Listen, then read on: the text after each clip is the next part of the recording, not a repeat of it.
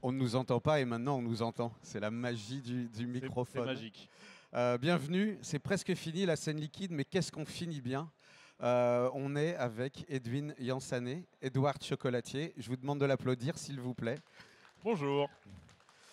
Euh, Edwin, t'es un habitué maintenant, t'es à la Ouais, maison, t'es chez toi. c'est vrai. L'année dernière déjà, t'es venu nous présenter des chocolats absolument incroyables. Avec du whisky de chez Ninkasi. C'était très bien. Tu nous as donné très envie avec une nouvelle série de chocolats qui entre-temps est devenue une réalité qu'on va goûter. Et puis il y en a déjà une autre de plus qu'on va goûter aussi. Et puis on va goûter des liquides qui vont avec parce qu'il y a des spiritueux et qui tournent autour de tout ça. C'est pour ça que c'est liquide.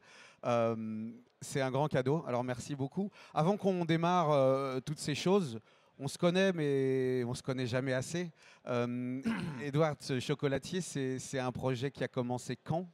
Alors, Edward, c'est une maison qui a ouvert maintenant il y a 10 ans, hein, avec maintenant 4 boutiques dans Paris, mais la première est dans le Marais, rue Vieille du Temple.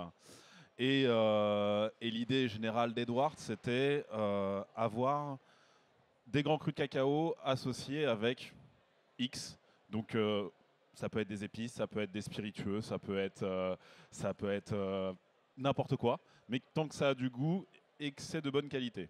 C'est toujours un mariage et donc des rencontres, et c'est des rencontres entre toi et des producteurs, enfin d'autres gens. C'est toujours ça, hein? C'est ça. Ça part d'un grand cru de cacao avec des goûts, des intensités, des notes différentes, un peu différées.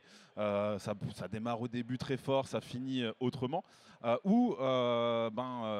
Des rencontres. Donc notamment tout ce qu'il y a là est fait de rencontres.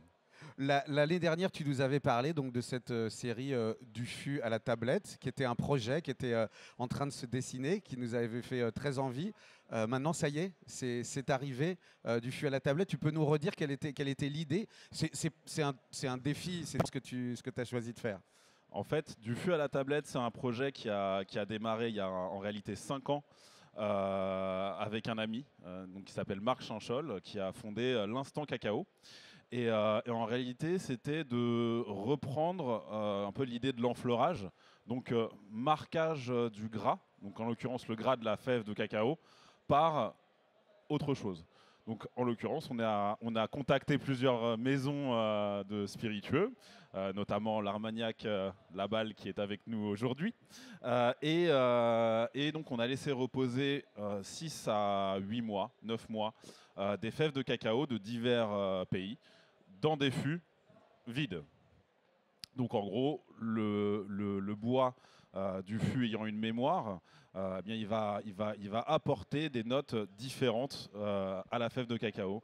Donc l'idée, c'est d'avoir une tablette sans vraiment marquage alcooleux avec ou de liquide qui l'aurait touché, mais avec plein de notes aromatiques. Le chocolat va enregistrer en fait ce profil. Bah, le gras est un véhicule de goût, donc complètement. Mais il y a un enchaînement, puisqu'il y a eu le spiritueux qui avait son goût, qui transmet au bois où ça se transforme déjà un petit peu, et puis C'est ça se ça. retransforme aussi quand ça arrive dans le chocolat. Donc il y a une espèce de. Il y a une De- évolution ou pas? Il y a effectivement des temps différents, mais c'est surtout qu'en fait, on ne sait pas ce qui va arriver. On ne sait pas ce qui va se produire. On peut goûter Jette un dé. le spiritueux, se dire waouh, ça va être génial, ça va être comme ça, et puis ça peut être tout autre chose. Et ce qu'il y a de génial avec ça, c'est que en fait, en 6 mois, tablette finie, ça évolue encore. Donc il y a des goûts qui changent.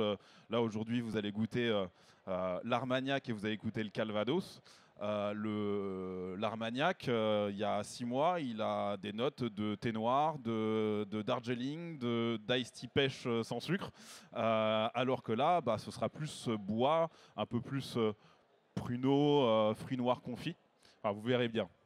Comment tu choisis les fûts? C'est une discussion avec les distillateurs? Alors, pour certains, on est allé les voir sur place, on s'est baladé dans les chais, on a sélectionné des fûts en goûtant.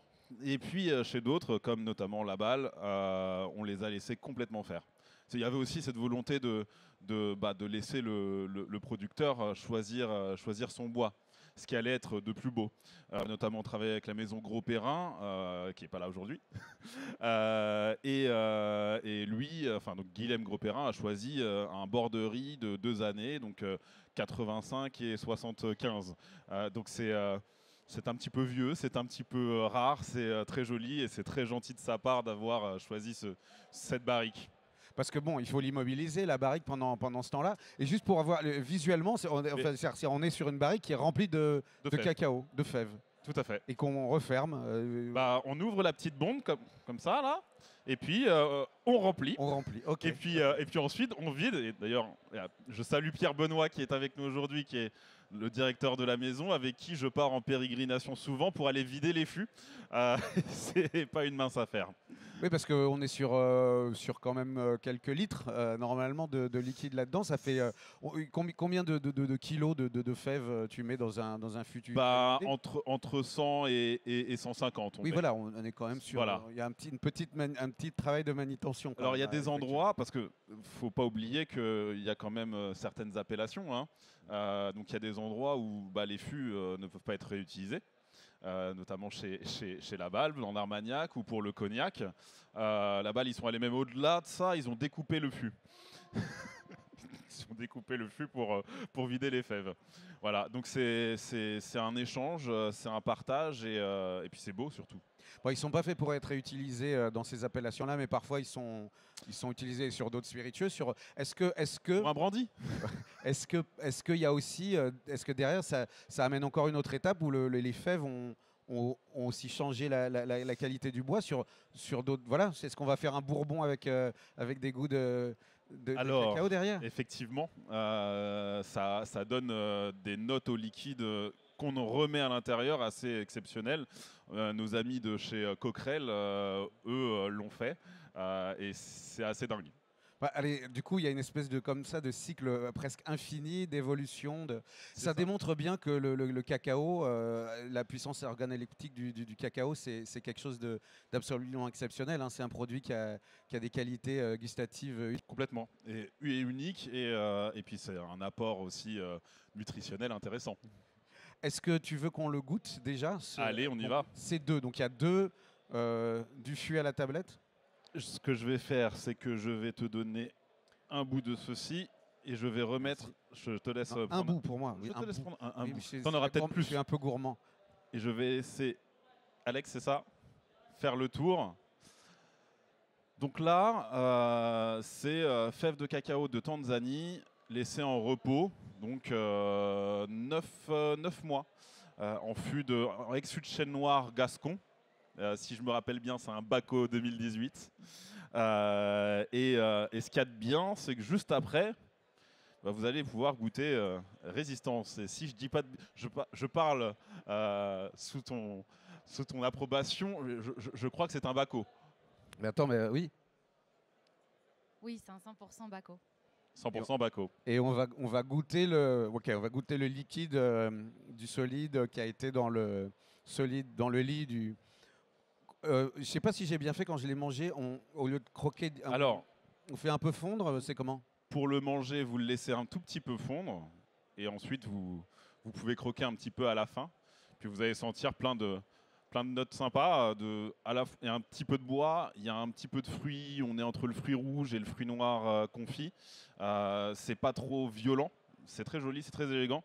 Vous allez voir que le Calvados est un peu plus attaquant, et c'est aussi ça la joie de la découverte et de la recherche, fin de compte, parce qu'on ne sait jamais sur quoi on va tomber. Moi, sur le papier, si tu me dis que l'Armagnac est moins fort que le Calvados, je te dis bon. On n'y aurait pas cru. Pas certain. C'est intéressant que ça soit. C'est vraiment un produit complètement vivant. C'est-à-dire qu'à chaque fois que tu vas refaire des tablettes, on aura toujours un truc unique. C'est ça. Un truc qui se reproduit pas. On a parlé beaucoup d'Armagnac les 2 derniers jours. C'était bien parce que oui, Armagnac is back, et heureusement. Et sur le terroir de l'Armagnac, on a tellement de diversité aussi. Puis c'est pareil, quand on fait vieillir en fût un spiritueux, on ne sait jamais vraiment où on va. Donc ça t'amuse que ça soit, a priori, normalement on se dit je fais un produit, je veux que ça soit toujours le même, c'est plus facile à vendre. Toi t'aimes bien que ça soit plutôt compliqué? C'est vrai que je suis pas connu pour faire des choses faciles, mais effectivement, je préfère qu'on découvrir en fait que ce soit un point d'interrogation. Sinon, c'est pas intéressant. On s'ennuie si on sait déjà où on va. C'est pas marrant. Avant qu'on goûte le deuxième, c'est quand même quelque chose qui est fascinant, c'est qu'il y a un rapport direct avec le spiritueux, avec l'alcool, et c'est un chocolat qui n'a pas d'alcool. C'est ça. Je me suis dit qu'il y a des gens qui aimaient pas ça. Il y a des gens qui n'en boivent pas. Et de facto, moi j'ai un ami pâtissier qui ne boit absolument pas et qui a découvert le goût du Calvados en goûtant la tablette Calvados. Donc il n'avait aucune idée de quel goût ça avait.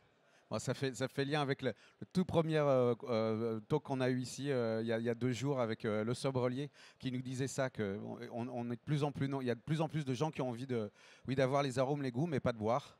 Donc ça répond à ça. On fait du pour ceux qui veulent on fait boire, du vin sans éthanol maintenant. pour ceux qui veulent boire, est-ce qu'on peut, on passe, Mais oui. on passe au liquide du solide On peut qu'on vient d'avoir. faire le tour. Mais tu nous, ah ouais, qui nous dit, donc c'est un 100% Banco, on l'a dit. Baco. On est sur un haut Armagnac. Ouais, c'est du Baz Armagnac. Nous, Baz on est Armagnac. vignerons et distillateurs, donc c'est vraiment nos vignes, on maîtrise tout de A à Z. C'est un 100% Baco et c'est vieilli pendant 10 ans dans des barriques de chêne noir gascon, d'une tonnellerie qui vient de moins de 100 km de chez nous.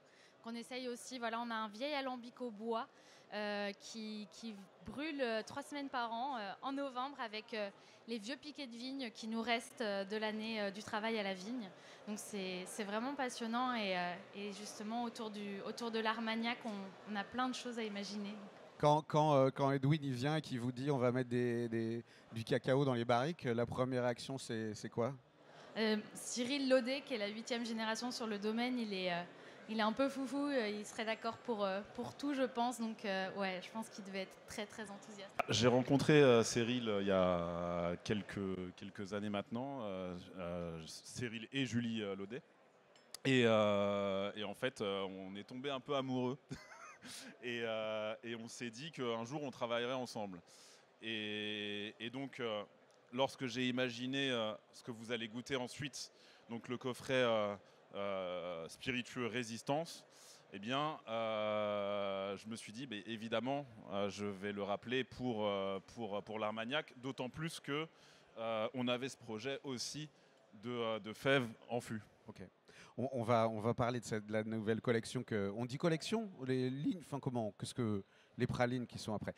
Parce que évidemment, il y a quand même un rapport évident entre le chocolat et le spiritueux. D'abord, c'est un bel accord, ça marche toujours.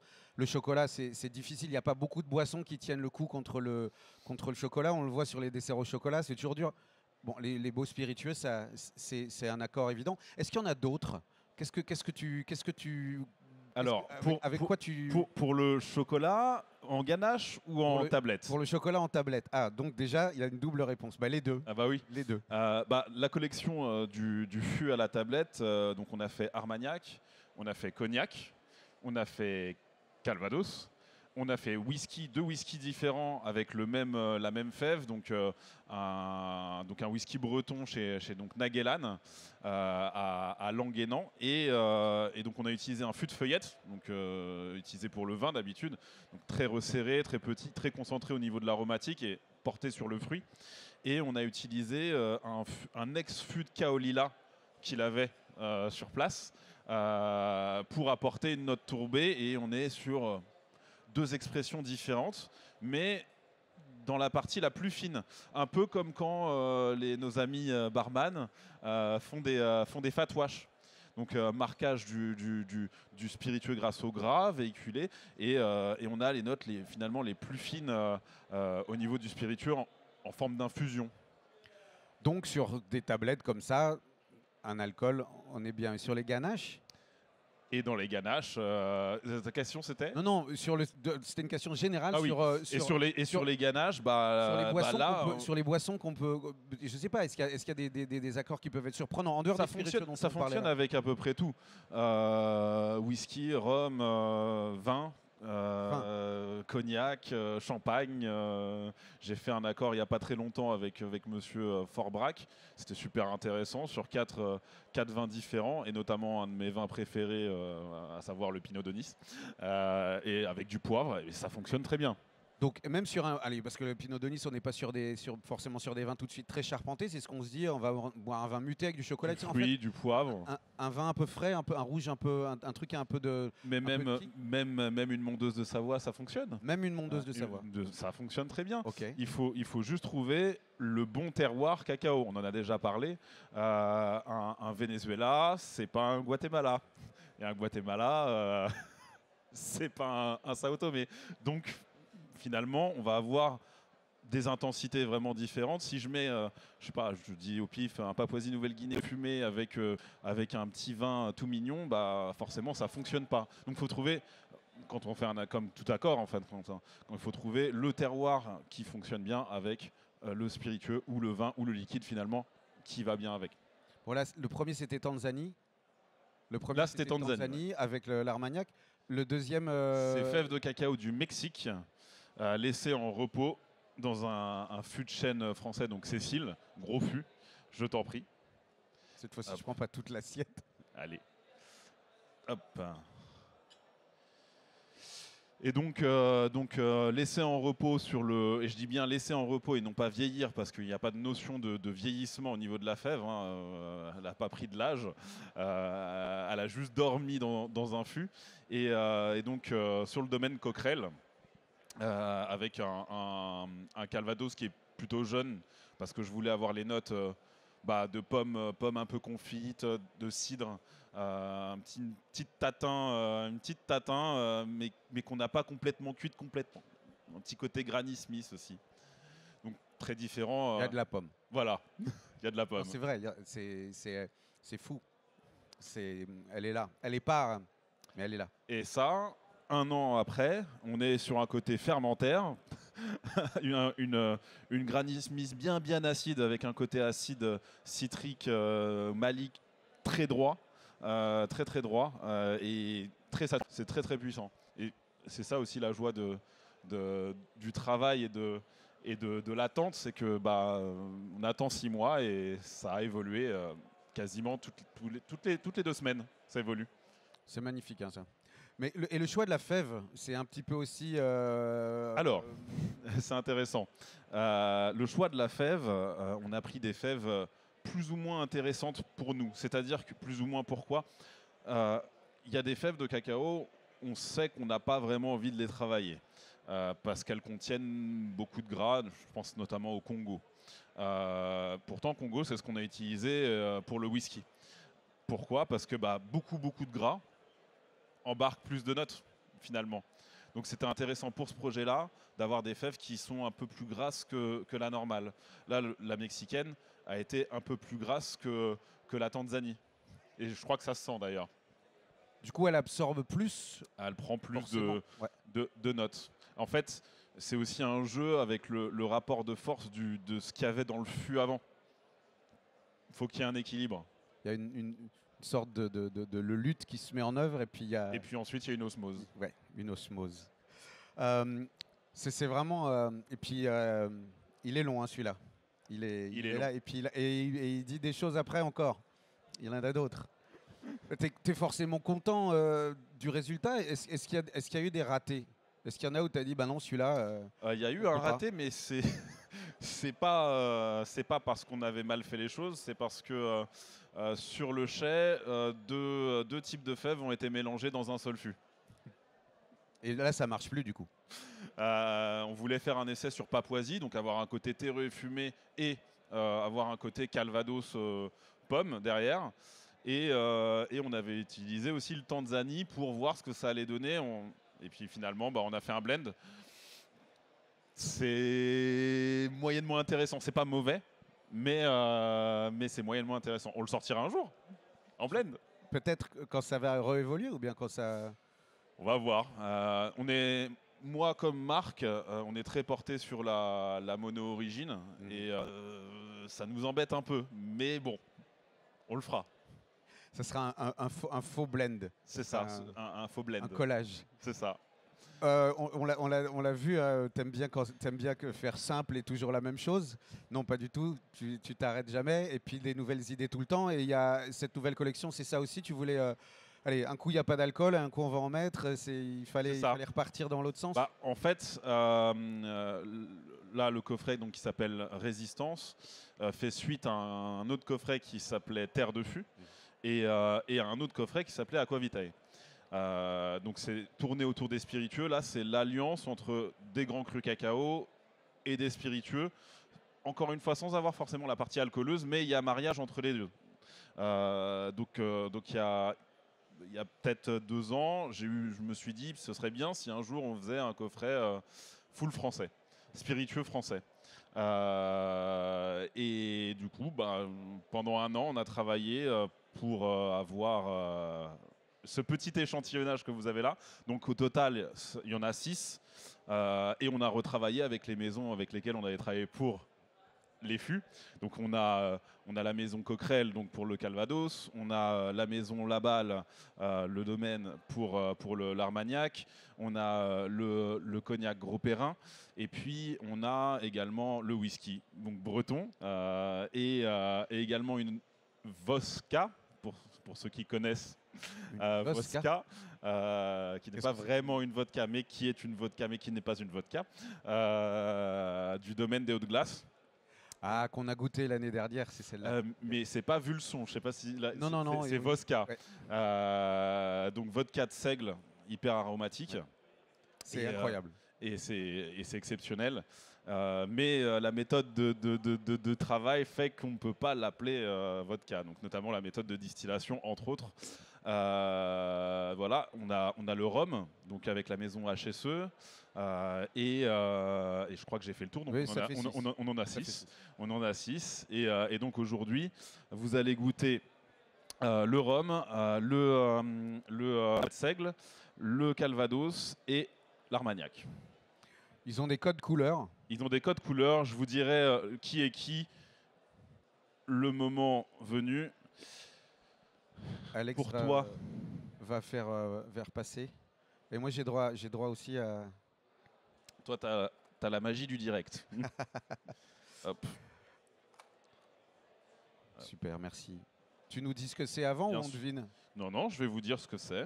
Ça se mange en une bouchée, ça se croque au milieu. Comment est-ce qu'on mange correctement? Moi, j'aime pas imposer de façon de déguster aux gens. Comment tu le fais, toi? Moi, je l'aurais mangé en une fois. En une fois, hein? Mais c'est bien qu'on a l'explosion en bouche. C'est à votre convenance. Donc le premier que vous allez goûter, c'est un endroit que j'aime beaucoup, que j'ai visité cet été, qui s'appelle Habitation Saint-Étienne. Ça va être l'arc de cercle, le double arc de cercle rouge. Et donc il s'appelle Parcelle 19, parce que c'est le parcellaire 2019 donc, de l'habitation Saint-Étienne, donc rhum de Martinique, en appellation AEC. Et qui n'existe plus. Il n'y en a plus, on a tout bu. Il n'y en a plus, effectivement. J'aime bien faire des choses qui n'existent plus. Encore une fois, c'est magnifique. Et comment le réglage, je ne sais pas si c'est le mot est juste, mais de la densité, de la jutosité, de la fermeté de tout ça, c'est un équilibre extrêmement subtil. Alors je te montrerai, j'ai ramené mon petit cahier de recettes. Donc je crois que ça doit être la numéro 30, 35, un truc comme ça. Okay. Donc c'est des essais. On essaye. Donc j'ai mis beaucoup de temps à faire ça. S'il en manque, il faut me dire. Ok. 2. Hop. Et Alex, Alex peut dresser les assiettes ou je te tiens le micro? Ouais. Allez. Je te laisse faire, c'est derrière. Oui, on a mis 1 an. Donc quand j'avais le goût, j'avais pas la texture. Quand j'avais la texture, j'avais pas le goût que je voulais. Ensuite, j'avais pas la DLC que je voulais. Ça a été long. Ça a été très long. et fastidieux. Des moments de découragement aussi parfois où tu te dis J'avoue que sur certains, j'ai failli craquer. tant pis, on met des noisettes et c'est fini. Non. Mais non. Non, voilà, non. Mais je suis un peu persévérant et puis surtout un peu borné. Donc je voulais que ça fonctionne. Ben, pour notre plus grand plaisir. Donc merci d'être Je obstiné. t'en prie. Laquelle on mange en deuxième? Laquelle on déguste en deuxième? Pardon. Donc le numéro 2, ça va être l'arc de cercle blanc. Double arc de... Qu'est-ce que- Quoi? Parcelle 19, rhum de Martinique, vieilli, pas du tout vieilli, c'est un rhum blanc parcellaire. C'est un rhum blanc. C'est un rhum blanc, ouais. Et on a du petit fruit, et on a un peu de bois, alors que C'est pour ça il y a une fraîcheur incroyable. C'est ça. Dessus, ouais. Ok. c'est ça. Donc le deuxième, donc le double arc de cercle blanc, c'est donc on l'a appelé seigle de Trièves. Et donc c'est une variété endémique de Trièves, donc c'est le Carroas. Et donc domaine des Hautes-Glaces, vodka de seigle. Je vais en taper un dans la boîte direct. Oui, Non, je t'en vais prie. dire à Alex de m'en taper un. Là, ils sont là, blancs. Merci beaucoup. Ça y est, je l'ai. La vodka, le domaine, tu les as rencontrés évidemment, le domaine. Frédéric Rivol, oui. Quelqu'un d'incroyable. Oui, j'aime beaucoup. Vous partagez un certain goût pour le saut à l'élastique sans élastique. C'est ça. On va dire. C'est ça. Puis j'aime beaucoup leur façon de parcellaire aussi, de recherche sur les céréales un peu oubliées. Travaille aussi sur les fûts. Au départ, on devait aussi travailler avec eux pour la partie vieillissement en fût, mais on n'a pas les mêmes emplois du temps. Alors, on parle pas la bouche pleine, mais bon, waouh. Mais c'est pas la même consistance. Pas du tout. C'est un peu plus céréalier. Ça reste une ganache, hein, parce que là, c'est que des ganaches, c'est 6 ganaches. Mais il y a aussi un peu de fruits. C'est évolutif. Et là aussi, c'est des réglages.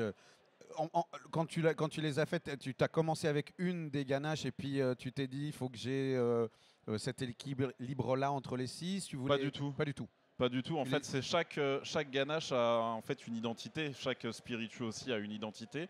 Chaque terroir cacao associé a une identité. Et donc, pour moi, il n'y a rien qui peut être pareil. Et là, sur la vodka de seigle, c'est quel terroir le cacao? Alors, Équateur. Équateur, parce qu'on a un côté un peu boisé, un peu semi-céréalier, avec un tout petit peu de fruits aussi. Et donc, je trouvais que ça fonctionnait très bien avec la céréale, avec le seigle. Et il faut se dire aussi que la vodka, c'est pas du tout mon truc de base. Parce que souvent, ça n'a pas de goût. Enfin, on va pas se mentir, il y a beaucoup de vodka qui ont pas beaucoup de goût. Je partage ton opinion, mais il ne faut pas le dire. Et lorsque je tombe sur une vodka qui a un côté hyper céréalier, hyper vert, je suis tombé amoureux. Okay. Je suis tombé amoureux. La troisième. Donc le troisième. Le troisième.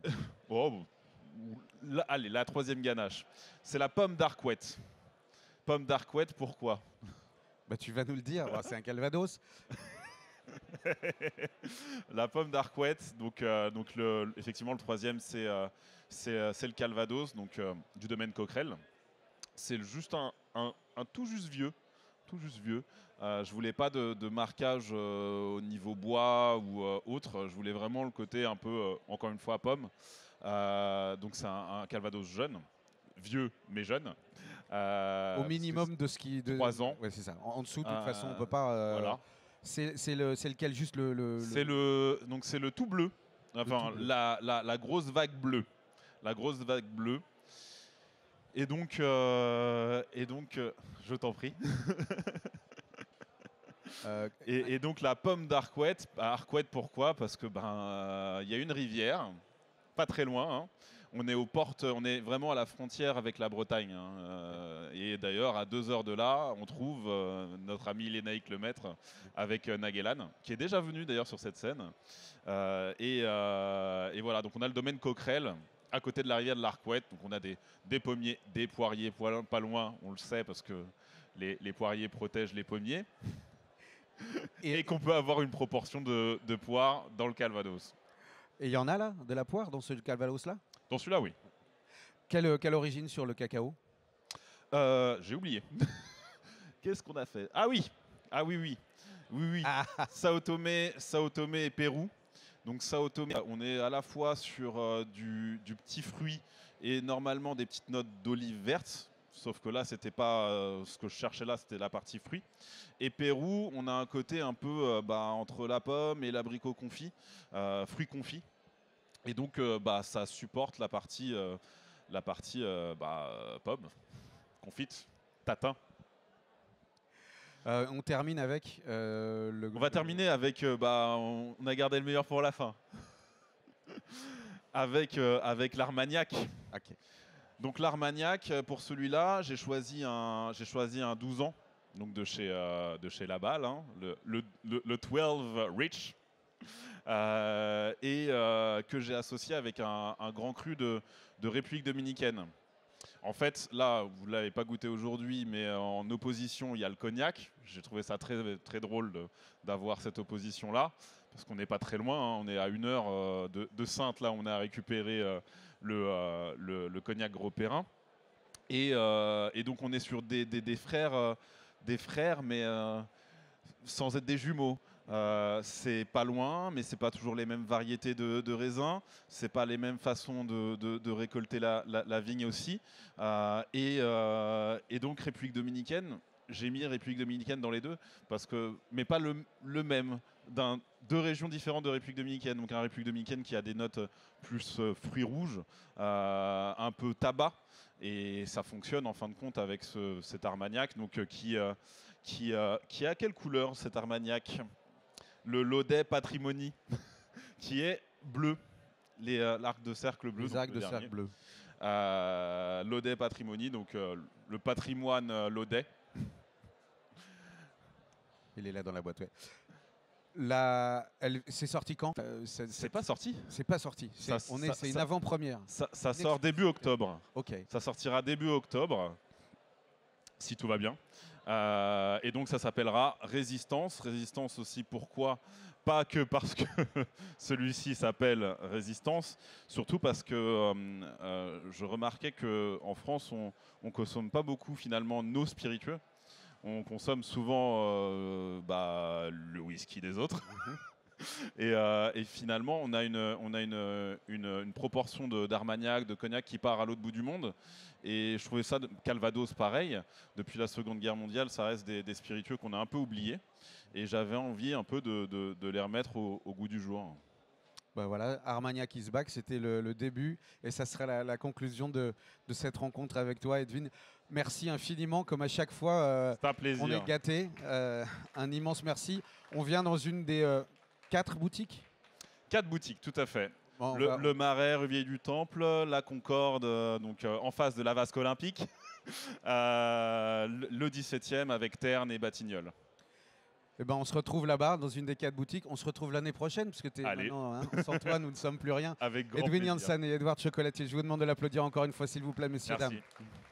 Un grand merci à toi. Merci beaucoup. On finit la scène liquide dans 5 minutes parce qu'on n'a pas grand-chose à débarrasser avec Félix Clerc et Lucas Marathon qui est là, du restaurant Symbiose à Bordeaux.